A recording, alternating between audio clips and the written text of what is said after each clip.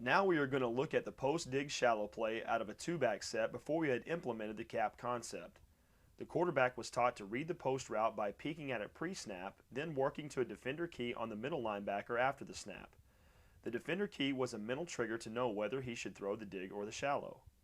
In the absence of a hard deck frame of reference and the cap accelerator, there is no clear indicators for spatial awareness. The quarterback here is simply locking on to his favorite wide receiver and taking a shot. The defense here was in a position to cover the route from the beginning. These were common occurrences in games that would result in a communication breakdown between me and my quarterback. With no common ground and language to understand what open means, we were both free to draw on our own conclusions to what open looked like. Advantage, defense. Now let's look at the same play with the hard deck and cap accelerator overlaid on top of it.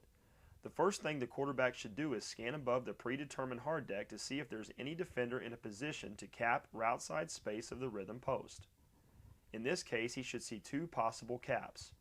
One with the cornerback that is even with the hard deck line, and another with the free safety who is over the top and inside capping route side space. The quarterback still has up to the second to last step of his drop to determine if the wide receiver can uncap the route space and make the throw on rhythm.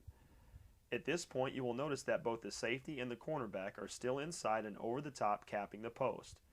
This would be an accelerator to the quarterback that the post is covered, and he should then reset his feet and work to the dig and shallow route. Now let's look at the same post-dig shallow play 4 weeks later after developing and implementing the cap concept. The quarterback used the hard deck to see if there's any defender capping the rhythm post. As you can see, the cornerback is even and inside capping the post route pre-snap. It is important to note here that the cornerback in this clip is an exceptional athlete. When reading the cap, we are taking into consideration three key traits of the defender: his coverage, angle, and personnel. These three traits give the quarterback more intel on determining that the post is capped pre-snap.